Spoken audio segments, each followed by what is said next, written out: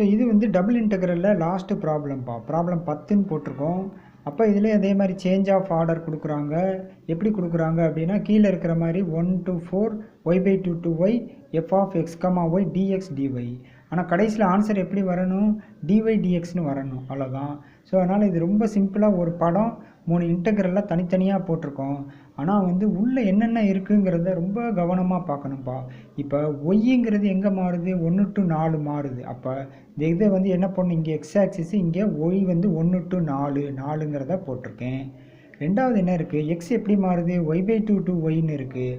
அப்போ y/2 to yனா இந்த ரெண்டை மேலே கொண்டு வந்தீங்கன்னா 2x, கீழே இருக்கிறது x = y.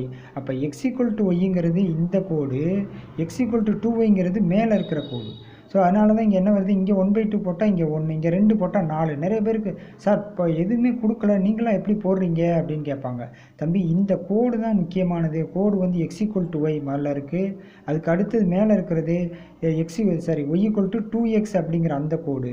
இந்த ரெண்டு கோடும் வெட்டுறதுல 1, 2, 3ன்னு போட்டிருக்கேன் பார்த்தீங்களா? இந்த 3 ரீஜனாக இந்த இது பிரியுது. இந்த இன்டகிரேஷன் 3ஆக பிரியுது. அப்போ டபுள் இன்டகிரல்னால் என்ன அர்த்தம்? ஒன்று எக்ஸ் ஆக்சிஸில் இருக்கும், ஒன்று ஒய் ஆக்சிஸில் இருக்கும். அப்போ முதல் இதுக்கு வந்து I1, ரெண்டாவதுக்கு வந்து I2, மூணாவதுக்கு வந்து I3 அப்படின்னு போடுவோம். அப்போ I1 எப்படி வருது அப்படிங்கிறத பார்ப்போம்ப்பா. I1 எப்படி வருது? 1/2 to y. சார் எப்படி சார் இது போடுறீங்கன்னா, தம்பி எக்ஸை பாருங்கள், எக்ஸ் வந்து மாறிடுச்சு. அப்போ டிஎக்ஸ் எப்படி மாறுது? 1/2 to 1. இப்படி இந்த சைடு இந்த பாயிண்ட்டை கவனிச்சுக்கப்பா. 1/2 to 1 போகிறப்ப இது எப்படி போகுது? இந்த ட்ரையாங்கிள் கேட்குறேன். இங்கே கீழே இருந்து எங்கேருந்து? இங்கேருந்து மேலே போகணும். அப்போ 1லேருந்து 2 வரைக்கும் போகணும். ஆமாம், 1லேருந்து 2 வரைக்கும் போகணும். ஆனால் உண்மையில் இங்கே என்ன நடக்குது? நடுவில் அந்த கோடு வந்து உள்ளே இன்டர்செக்ட் ஆயிடுது. ஸோ அதனால் ஒய் வந்து எப்படி போகும்? 1லேருந்து 2 வரைக்கும் போகிறதுக்கு பதிலாக அந்த கோடு எதுன்னு பார்க்கணும். கோடு எது? y = 2xங்கிற கோடு, அதுதான் இந்த இடத்துல வருது. ஸோ அப்போ 1லேருந்து 2x வரைக்கும் போய் நின்றுது. ஓகே, அதே மாதிரிப்பா இந்த மூணாவது இது இருக்குது பார்த்தீங்களா? அது 2 to 4ல் இருக்குது. அப்போ 2 to 4ல் 2 to 4 எக்ஸ் ஆக்சிஸு போட்டாச்சு, 2 to 4 போட்டாச்சு. ஒய் ஆக்சிஸ் எதில் வரும்? அதிகபட்சம் ஒய். ஆனால் ஆரம்பிக்கிறது எதில் ஆரம்பிக்குது? ஒவ்வொரு தடவையும் கீழேருந்து மேலே, கீழேருந்து மேலேன்னு போகும். ஒய் வந்து இங்கேருந்து மேலே தான் போகும். அப்போ எதுலேருந்து ஆரம்பிக்கணும்? எக்ஸ்லேருந்து ஆரம்பிக்கணும். அதனால தான் இவங்க என்ன போட்டிருக்காங்க? எக்ஸ்லேருந்து ஆரம்பிச்சிருக்காங்க. சார் நான் 2லேருந்து ஆரம்பிக்கிறேன் சார்னா, 2லேருந்து ஆரம்பித்தா என்ன வரும்னாப்பா, இந்த ரெக்டாங்கிளோட மொத்த ஏரியாவும் வந்துடும்.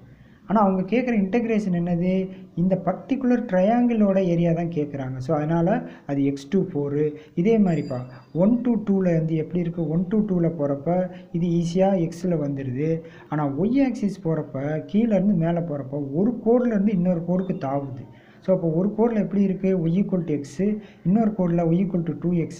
அதைத்தான் இந்த இடத்துல என்ன போட்டிருக்காங்க? x 2xன்னு போட்டிருக்காங்க. நிறைய பேர் சார் அது எப்படி சார் நீங்களா x 2x நீங்களா போட்டிங்களான்னு திரும்ப திரும்ப கேட்பாங்க. விஷயம் அது கிடையாது. 2 கோடு, கோட்டுக்கு நடுவில் என்னென்ன இருக்குங்கிறத நீட்டாக அப்படியே எழுதுகிறோம். அப்போ I1, I2, I3 3 இது. ஸோ அப்போ எக்ஸ் வந்து 1/2, 1, 4 அப்படின்னு அந்த ரேஞ்சுக்குள்ளே வேரி ஆகுது. ஒய் வந்து 1, x, 2x, 4xன்னு அந்த 4 பாயிண்ட்டுக்குள்ளே வேரி ஆகுது. ஸோ அதனால் ஏற்கனவே கொடுத்த dx dyங்கிறது இப்போ என்னவா வந்துடுது? dy dxஆக மாறிடுது. அவ்வளோதான்ப்பா.